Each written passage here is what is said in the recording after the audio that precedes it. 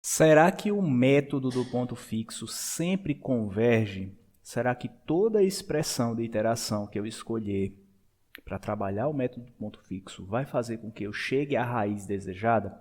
É exatamente isso que a gente vai ver na nossa aula de hoje. Então vamos lá.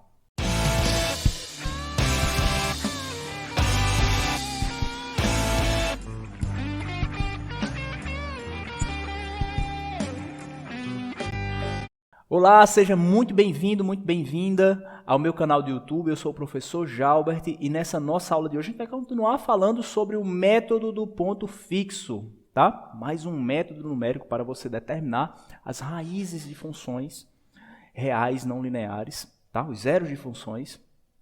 E a gente já fez algumas aulas sobre esse cara, tá? Mais uma aula sobre o método do ponto fixo para você entender profundamente sobre ele. Tá? Mas antes da gente mostrar a nossa aula de hoje, certo? Queria pedir para você curtir esse vídeo, se inscrever no canal e ativar as notificações para estar recebendo vídeo novo toda semana que a gente posta vídeo novo aqui no canal. Tá? Coloca o teu comentário aqui abaixo, compartilha esse conteúdo com quem você gosta. Chegamos a 14 mil inscritos, a gente agradece de coração a sua ajuda, a sua audiência de estar aqui com a gente, tá? Então compartilha esse conteúdo com quem você gosta para estar impactando cada vez mais pessoas na nossa jornada aqui, beleza? Muito obrigado por estar aqui comigo. Então vamos lá, a gente vai falar um pouquinho sobre a convergência e divergência do método ponto fixo. Professor, será que ele sempre vai convergir? Professor, o que é convergência, o que é divergência? Então a gente vai falar um pouquinho sobre isso hoje, tá? Então percebe, é basicamente o mesmo exemplo, eu trouxe para você o mesmo exemplo da nossa aula passada. Se você ainda não assistiu a nossa aula passada, vale a pena você assistir, porque esse é um curso contínuo, é um curso que a gente coloca aqui, tá certo? As aulas não são aleatórias aqui, a gente faz um curso completo para você de cálculo numérico e a nossa aula atual depende das aulas anteriores.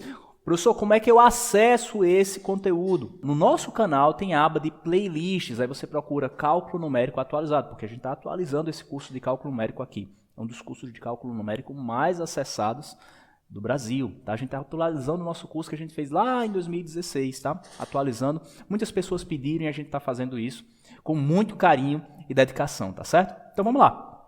Olha só. A gente trouxe o mesmo exemplo da aula passada que a gente trouxe no método do ponto fixo, tá? Então a gente vai trabalhar a função f de x igual a x ao cubo menos x menos 1.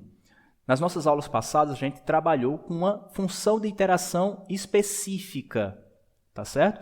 E hoje a gente vai trabalhar com outra, para mostrar que nem sempre o resultado é o que você deseja, dependendo da função de iteração que você escolhe, tá? Olha, a tua estimativa inicial é igual a 1 e também você sabe que o intervalo que contém a raiz é entre 1 e 2. Beleza, isso dá a mesma coisa da nossa aula anterior. Aí você sabe que tem que fazer, para determinar a função de iteração, você tem que fazer o seguinte, f de x igual a 0. Então, eu já vou bem direto ao ponto aqui, porque eu estou considerando que você assistiu às nossas aulas anteriores, tá?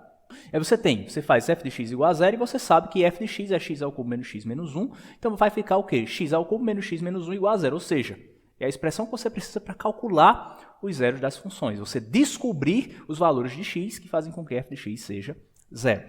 E aí o que é que acontece? Ó? Eu posso isolar esse x aqui. Na nossa aula anterior a gente tinha isolado esse x aqui. Tá? Agora a gente vai isolar esse x aqui para determinar a função da iteração. Então, isolando esse x, ele está negativo, passa para o outro lado, positivo. Esse x ao cubo permanece positivo e esse menos 1 aqui permanece negativo. Então vai ficar x, ou seja, só preciso passar esse cara para o lado direito aqui, né?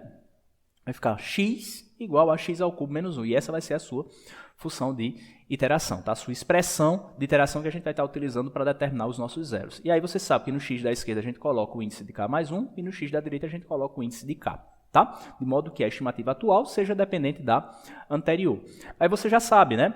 Que quando k é igual a 0, de modo que você utilize o x0 para calcular o x1, então você vai ter o seguinte, ó. Você vai ter que a tua estimativa atual depende da anterior, ou seja, x1 vai ser igual a x0 ao cubo menos 1, né? Porque tem ao cubo aqui, esqueci de dizer, tá? x2 vai depender de x1 ao cubo menos 1. x3, da mesma forma, x4, né? Vai depender de x3, x5 vai depender de x4. E assim por diante, tá legal? Então, de modo que você já tem o x0 aqui, vamos ver como é que essa função vai se comportar, como é que essa expressão vai se comportar. Até qual valor você vai determinar o zero da função, isso vai ser possível você determinar esse zero, né? Vamos fazer essa explicação agora, olha só. x1 é igual a x0 ao cubo menos 1. Mas quem é x0, professor? x0 é 1. Então vai ficar 1 ao cubo menos 1, que dá 0. Tudo bem, você fez a sua primeira estimativa aí, sua, na verdade, segunda estimativa do zero da tua função.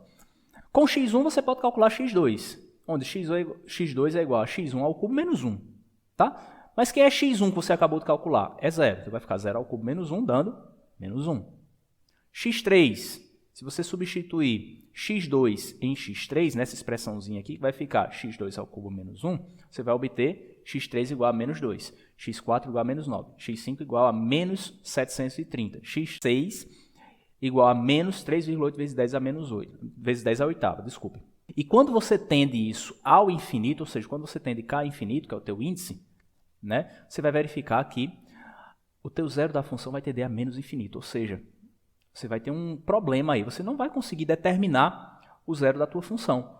Por quê? Porque ele não está chegando a um valor, como a gente falou na nossa aula anterior, né, que a gente utilizou uma tolerância dizendo assim, até se repetir na quarta casa decimal, até o teu valor do zero começar a se repetir. Ou seja, quando você converge, quando você tem uma convergência, os valores dos zeros das funções aqui, das estimativas que você está colocando, eles começam a se repetir em casas decimais, até que chegar num ponto que, na casa decimal n tendendo a infinito ali, você vai chegar no valor verdadeiro da tua raiz.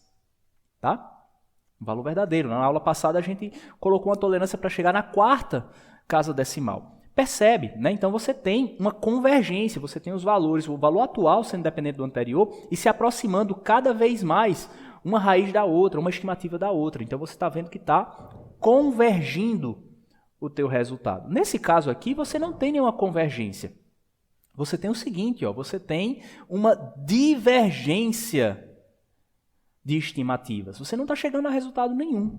E aí você percebe, olha só, que essa divergência aqui está levando você a um resultado de zero que não está dentro do intervalo que você sabe que existe, o zero da tua função.